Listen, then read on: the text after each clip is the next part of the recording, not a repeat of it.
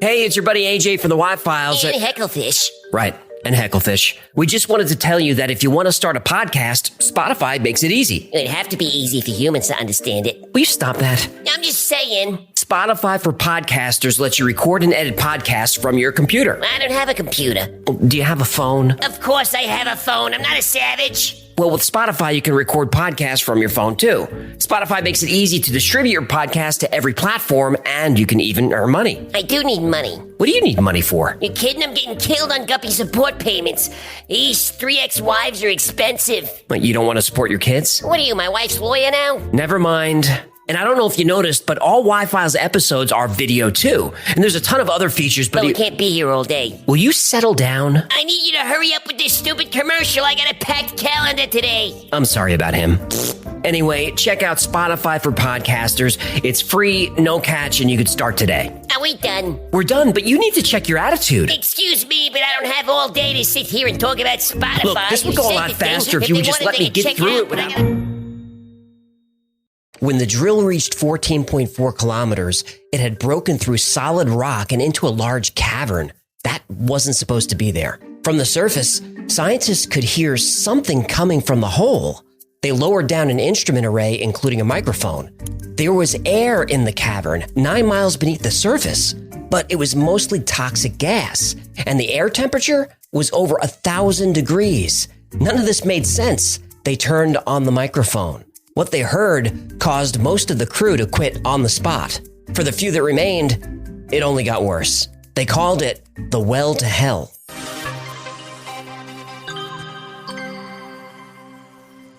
When the Allies won the Second World War, they quickly scrambled to claim their share of the Nazi resources. Gold, weapons, and oil were highly prized, but no resource was as valuable as the Nazi scientific community. The United States launched Operation Paperclip, which brought over 1,600 Nazi scientists, engineers, and technicians to the U.S. for government employment. The Soviets had Operation Osseviakim, where over 2,500 scientists were recruited by the Soviet Union.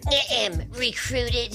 Abducted. Thank you. This influx of talent kicked off a scientific rivalry that would last the next half-century. Nuclear technology was, of course, a priority for weapons and for energy. The most high-profile competition was the space race. The Soviets were the first to launch a satellite into orbit, the first to land an object on the moon, the first to put a human in orbit, and the first spacewalk. The United States had its own list of firsts, the big one being the first man on the moon. Faked. Not this again. No impact crater. The shadows don't line up. Pictures use the same backdrop. You can't get through the Van Allen radiation belt. You want more? I can't do this today. If you think the moon landing was real, I have a few NFTs to sell you. Okay, whether the moon landing was real or fake, these achievements pushed both countries to explore further and higher than ever before.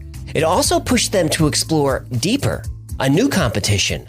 The race to the center of the Earth. The American program was called Project Mohole. The first borehole was drilled in the Pacific Ocean off the coast of Mexico in 1961. But the program suffered from poor management and lack of funding. The Russian drilling program was more focused.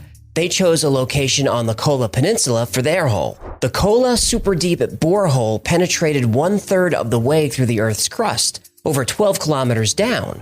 And these are the public projects. The Soviets also had a secret drilling project. The world finally learned about it when a whistleblower came forward in 1989. He claimed that buried deep beneath the Earth was hell. Actual hell? Actual hell. He said the Russians accidentally discovered it deep beneath Siberia, and he said there was proof. To those who discounted the Siberia sounds from Hell's story, it is true, and I, for one, wish it wasn't. In 1989, Dr. Dimitry Azacov and a group of scientists were working on a borehole drilling project in Siberia. When the drill reached 14.4 kilometers, or 9 miles deep, the drill bit started rotating wildly. It had somehow broken through solid rock and into a hollow area under the Earth's crust. This cavity wasn't supposed to be there. When the drill returned to the surface, it was literally glowing red hot. This also was unexpected.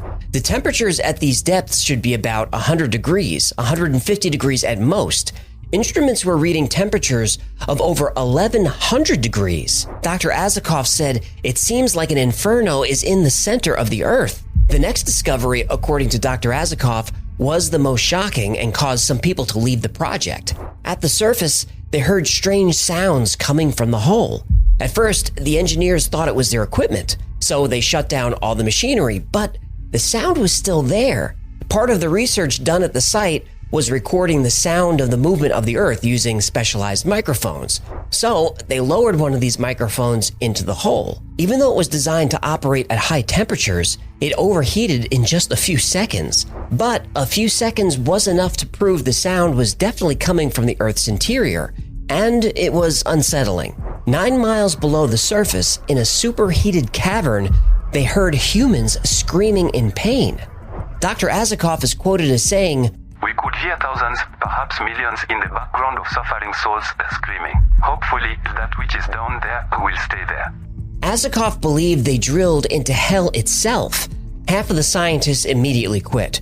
Those who stayed at the job site were in for more of a shock. Later that night, a plume of gas burst out of the borehole and took the shape of a large bat or winged demon. And in the gas, 3 words were written: "I have conquered." The whole job site erupted into pandemonium. Then the medical staff received a call from someone, we really don't know who. KGB. Probably. The medics were told to give everyone a type of sedative which would erase their short-term memories. The Soviets used drugs like this for victims in shock. This account comes from one of those medics who blew the whistle on the operation. Hey, Yeah? look, I don't want to spoil the mood or nothing. This is a good story. Thanks. Some history, some science, demons, even men in black erasing memories. It has it all. I feel a butt coming. But is there any proof of any of this? Well, what kind of proof would make you happy? A picture of the demon would be nice. We don't have that. Oh, well, any chance, and I know I'm asking a lot of you, any chance someone recorded all those screaming souls? Yep. A 17-second recording has been found. Whoa, okay, on with the show. And I'm not going to read the full article about the 9-mile hole. I'm not going to do it. I'm just going to read the email that I got last night, along with what I received. This horrendous sound. Now, I've got a clean copy of it now, and I warn you, this could scare you. The story of the Russian well to hell circulated for years. And even though it was reported by a few major news sources who claimed it was real, nobody had actually heard the audio. Without evidence, it's pretty easy to dismiss this story as nothing more than an urban legend. But in 1998, Art Bell, host of the Coast to Coast AM radio show, received an email. The email said that there is an effort to discredit the story, but it's definitely true. His uncle had a friend at the BBC who had a copy of the recording. He attached the audio to the email. After giving his listeners fair warning, he played the infamous audio that was allegedly recorded from the hole to hell. I warn you, what you are about to hear is very disturbing indeed.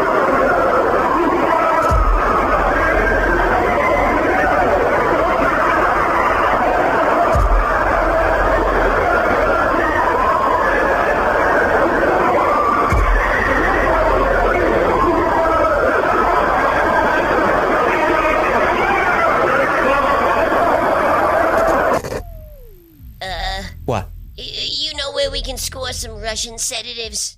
I don't feel so good. The well to hell is one of my all-time favorite urban legends. I first heard it on Art Bell's show. But how much of it is true and where did it come from? The story was first released by the Trinity Broadcasting Network, and TBN is a Christian network that operates television stations and publishes newsletters.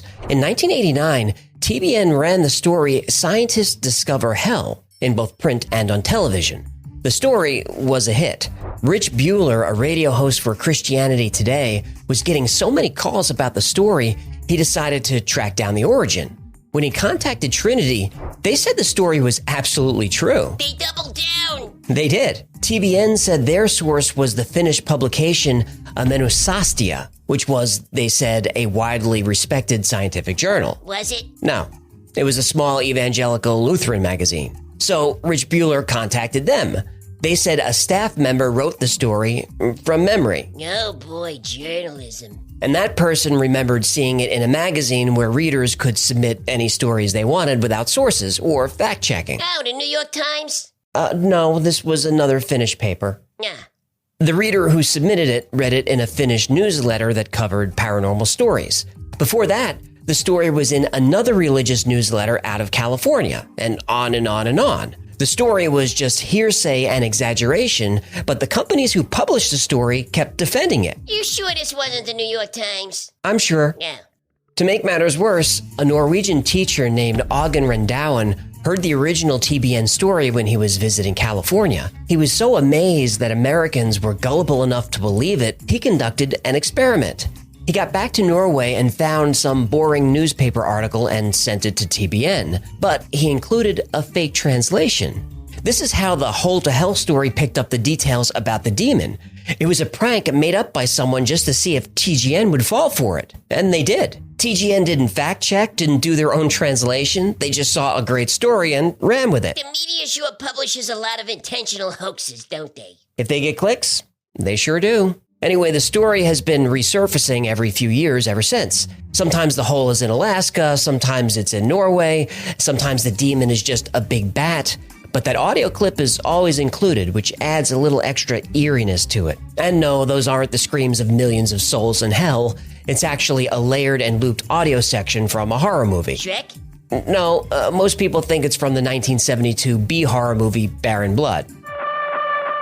Beware of barren blood. As much as I love the Hole to Hell story, I think we can call this one debunked. These days, there aren't too many deep drilling projects still operating. As of now, the Kola Super Deep borehole in Russia is still the deepest at 12 kilometers. Kola Super Deep has made some interesting discoveries, like fossilized plankton and huge amounts of mineralized water buried deep beneath the surface. But no demons? No demons. Yeah. At least, not yet. But if they keep drilling, who knows what they'll find. Thanks so much for hanging out with me today. My name is AJ, that's Hecklefish. This has been the Y-Files. If you had fun or learned anything, do me a favor and like, subscribe, comment, and share. That stuff really helps out a small channel like this. And until next time, be safe, be kind, and know that you are appreciated.